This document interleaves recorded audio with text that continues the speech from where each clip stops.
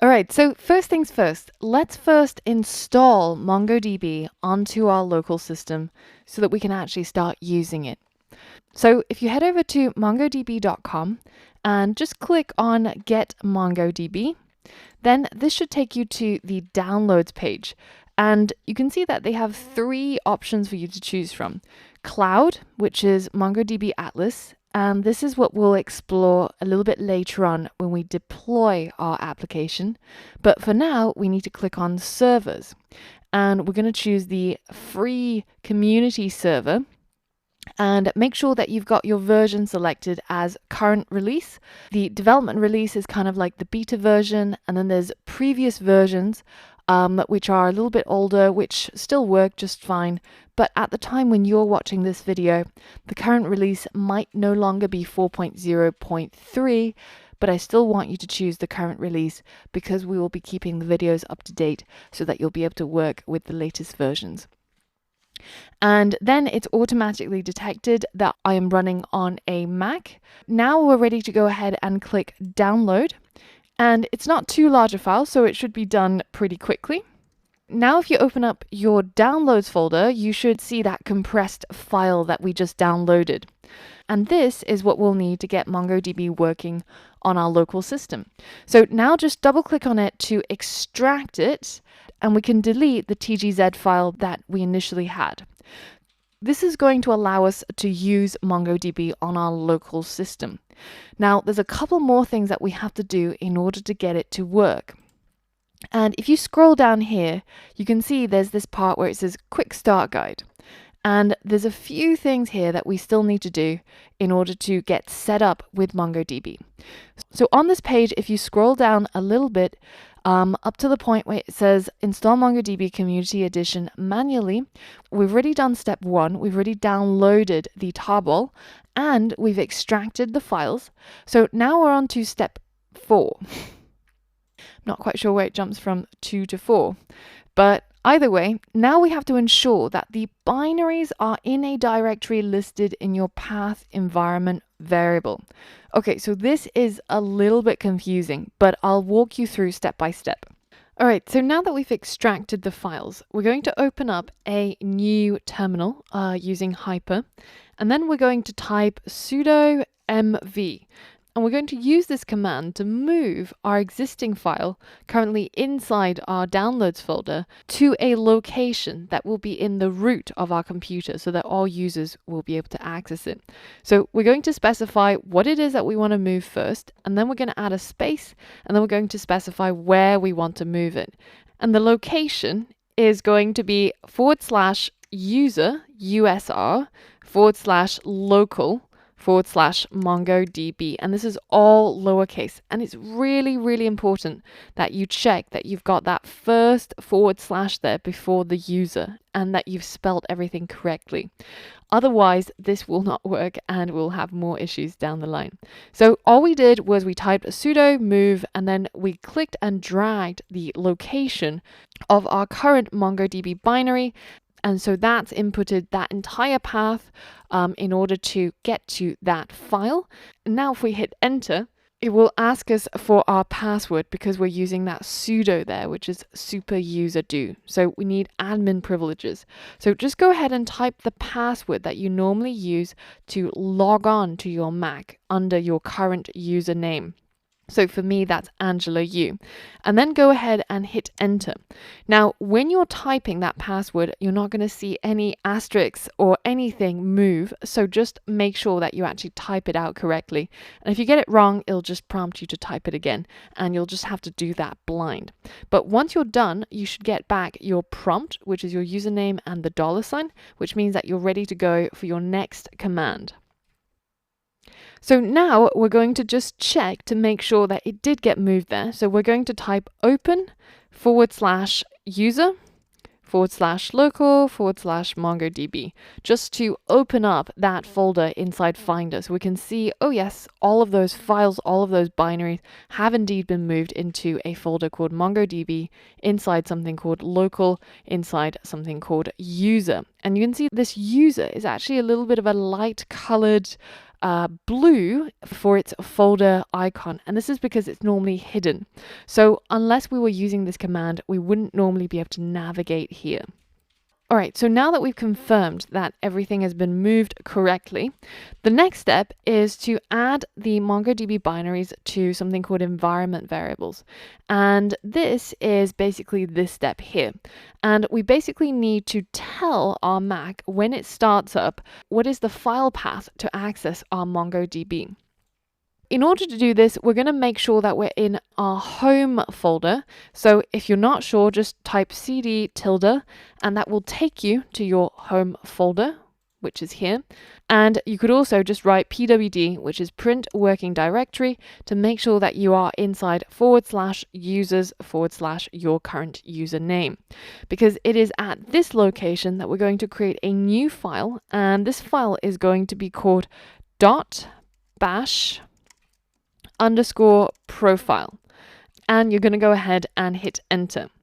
So now if we do an ls-a, you should see that file that we created just now inside the list of hidden files, and that's what that little dot means. It just means that it's a hidden file where normally if you just hit open at this location, you shouldn't be able to see it. Okay, so now that we've done that, the next step is we're going to edit that file, and we're going to use a editor on the command line called vim. So we're going to say vim.bash _profile to open this file that we just created inside Vim. Now, Vim is notorious for being difficult to work with because it doesn't have a graphical user interface. It doesn't have buttons for you to click on. It just has a whole bunch of text commands. And the first thing you have to overcome to actually be able to even write anything inside Vim is figure out how you get into insert mode. Because at the moment, you might not even be able to start typing. So in order to get into the insert mode, all you have to do is hit I, and this takes you into insert mode as it's shown down here. And now we can start typing. So what we want to type in here is export path equals $path colon /user usr /local /mongodb /bin. If this is a bit painful for you to type, or you just wanted a guide on how to do this, then remember you can always head over to our blog post, which how to install MongoDB on Mac, which is linked to in the resources page. So now if you just go ahead and copy this line inside step 4, and now we just have to copy this line, and you can simply paste it into Vim if you wish.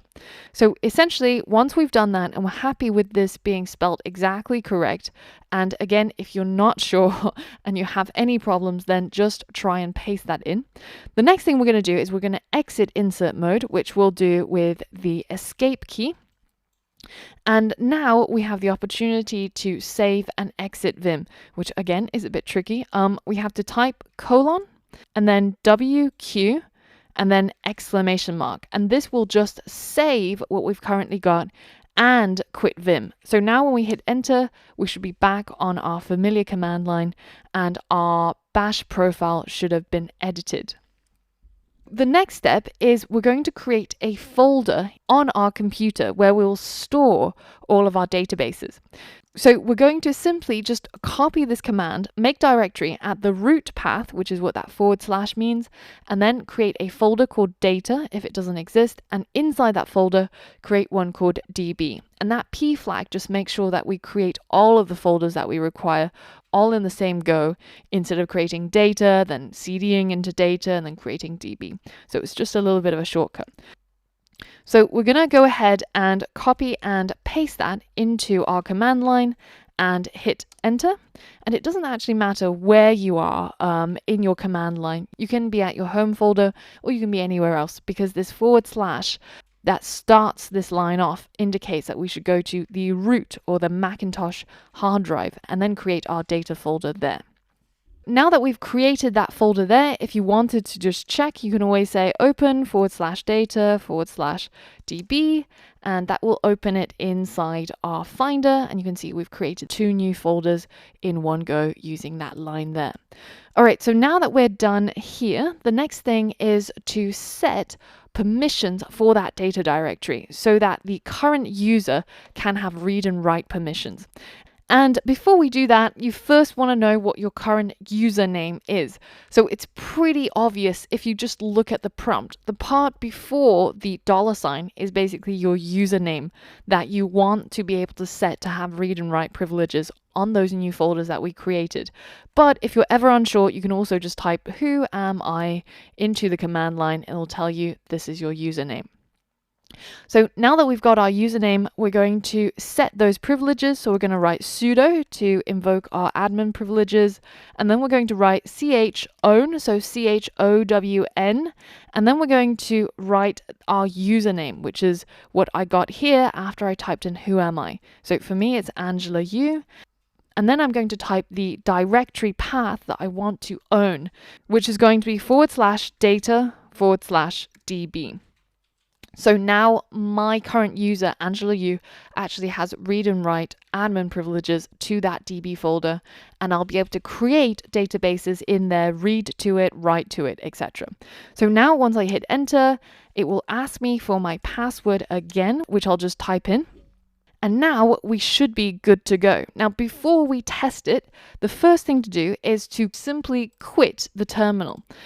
And we're going to open up a new, fresh instance. And here we're going to type mongo-version. And when we hit enter, if you get something that looks like this, where it tells you Mongo Shell version is 4.0.3, then that means that everything is all set up and you are ready to go and proceed to the next step, where we'll learn all about MongoDB. Now, if at this stage you get something like bash mongo not found, then it means that there might have been something that would have gone wrong in the steps that led to this point. So it might be worth just reviewing these steps again in the blog post and just go ahead and step by step confirm that everything's been done to the exact spelling and exact casing, and just make sure that you haven't missed out any steps as well. But if you've gotten to this stage, then well done, congratulations, you've finally managed to install MongoDB on your local system and you are ready to proceed to the next step.